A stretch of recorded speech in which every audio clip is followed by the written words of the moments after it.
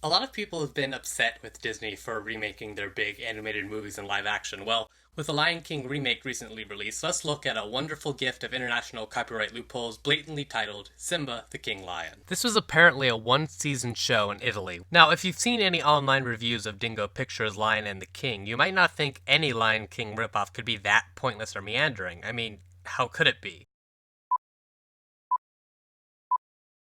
Well, while I couldn't find any backstory behind this show's creation, I'm going to assume the idea came when some Italian guy saw Cats on Broadway and decided that if your story has cats in it, it will be a huge success as long as it also has no story and makes no sense. Now, it may seem like I'm stalling to get to the movie, but I really feel this is a perfect demonstration of the pacing of this movie.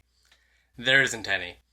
That, and I haven't done a review video in a while, but I have very good reasons for that. The show starts off so lovely and serene with some pretty well-made background shots of the jungle, and it seems like maybe this could be good. And then...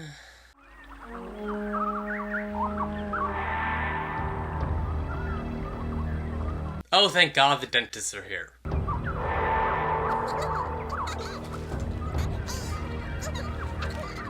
Boy, I sure hope nothing bad happens. I feel so connected to these characters because they're happy and... there. Hello, ladies and sirs. Look at me. Now look at this.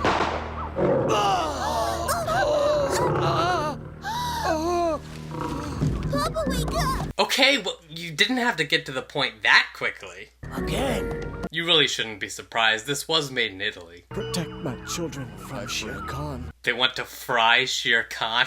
Well, that's kind... wait, Shere Khan? Yeah, so this is a weird combination of The Lion King and The Jungle Book with some Bambi thrown in. Why combine those three? Well, as far as I can tell, by the time this thing came out, there were 8 Walt Disney animation films whose characters were all or nearly all animals. Adjusted for inflation in 1995, those 3 movies collectively grossed almost $4.5 billion US dollars, nearly 6 times as much as the other 5 movies combined. I don't know what the numbers were in Italy. Sorry, I guess. But nevertheless, the idea kind of makes sense in a way. In every other way, it's just sloppy and dumb, as you'll soon see. But first, here are the numbers I used for this. I think you'll find them very... After entirely too much weeping for a character we've just met by characters we've also just met, we see Shere Khan's hyena minion, Kurdi, informing the tiger of the king's death. The king is gone. The hunter you led to him made sure of it. I always suspected Thumper. Meanwhile, the Council of Animals is in session to determine a plan for the future. We must overcome our grief and use this opportunity for the council to decide who will raise the 3 lion cubs. Also, 4 legs good, 2 legs bad, and some ripoffs are more equal than others. That's obvious. Seems to me the wolves are the best teachers. Your niece already raised the little boy Mowgli. You're not even trying, are you? But of course, we're all going to help raise them. I know in the book Kaa's there to help Mowgli, but since Walt Disney refused to let his writers read the book, and I'm sure these animators didn't either, I'm going to assume that in a later episode of this, Kaa tries to eat Simba. There's a sentence I didn't think I'd say. A crow flies in and informs the animals that Simba isn't with them. Off to a great start raising these cubs, guys. Let's ask the crow if he's seen him. Ludwig, do you see him anywhere? Mowgli? You couldn't think of another name for the crow? What about... All them city folks is show in for a surprise. Mowgli's fine. Simba is found sleeping over a trap set by the humans, but this crisis is averted very easily. You are very lucky. Without Bagheera, you'd be gone. Like your father. What do you mean? Wow, Scarlett Johansson the Pooh. I expected much more tact from a hypnotizing child-eating snake like you. We return to Shere Khan, Kurdi, and some random monkeys. Since the Lion King is no longer, you are now the ruler of the jungle. So is the heir to the king just whoever happens to be the next biggest cat? And if you don't obey me, you know what will happen. I can be ferocious. Stop that hyena! Did the hyena lackey literally just butt-kiss his master? Please have mercy, master. Here! Hey, give me that, it's for me!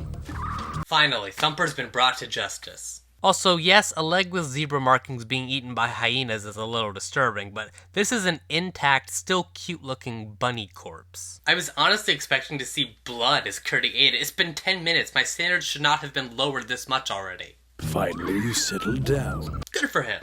Shere Khan tells the hyena to go get the lion cubs, but the monkeys decide they want to help. We'll get after those cubs right away. Well, go on. What are you waiting for? That is the hesitation of being surrounded by idiots.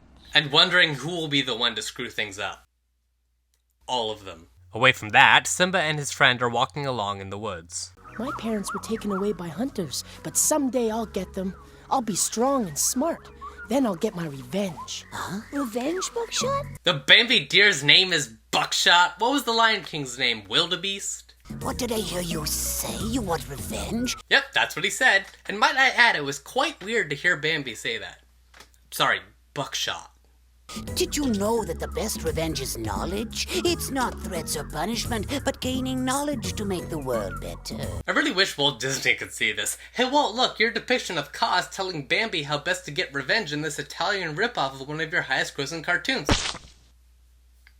Apparently frozen heads can roll themselves off tables. He's very old, and he lectures everyone. Plus, he tends to babble, so just pretend you didn't hear a word he said. Babbling is something I personally feel is a very dangerous habit. I mean, once you get going, it's really hard to stop yourself. Why, just the other day I was telling... And I wrote that joke before I wrote about the other pointless segues. It still works. This has been another pointless segue. On to the next one. Simba and... Buckshot return to the den. Apparently, this she-wolf is raising a fawn and 3 lion cubs along with her own pups. There's animals living in harmony, and then there's the Care Bears. I'd say this is the Care Bears, but at this point, they could still show up here.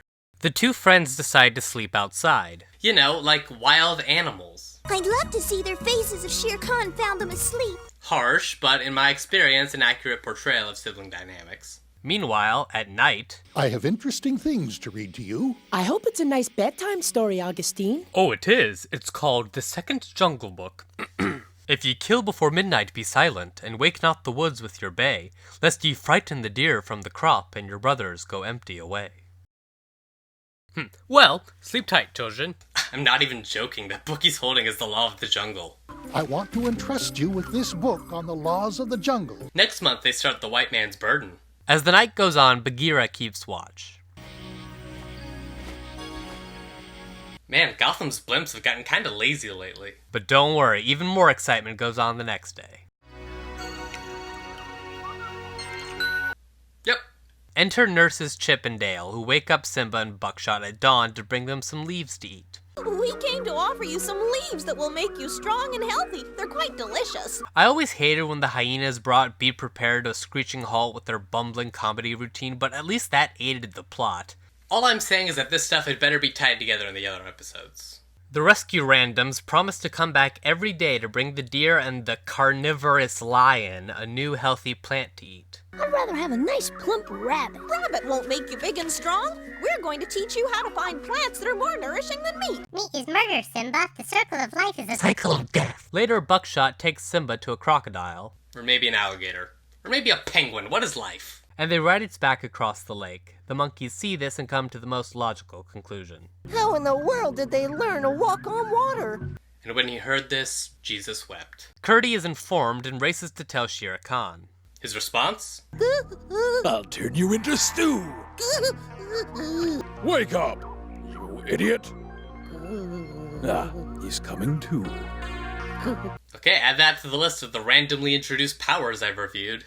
Junior has the power of vegetable magnetism, which allows him to manipulate any object made out of plants using his mind. I think it's the spirit of the Lion King come back to seek his revenge. Nonsense! Now you're starting to believe in ghosts? Ah, now we have ghostly fathers, just like in The Lion King. Whatever you may believe, this thing is not your father! It's good to be back, old friend. Simba and Buckshot meet a giraffe, but it's extra uninteresting, so goodbye that scene. However, when the she-wolf hears that the two had ridden on a crocodile... It was a crocodile, I checked. She seems to think that that might have been dangerous. Well, only if you're stupid and not the main character. He's got one of his bases covered.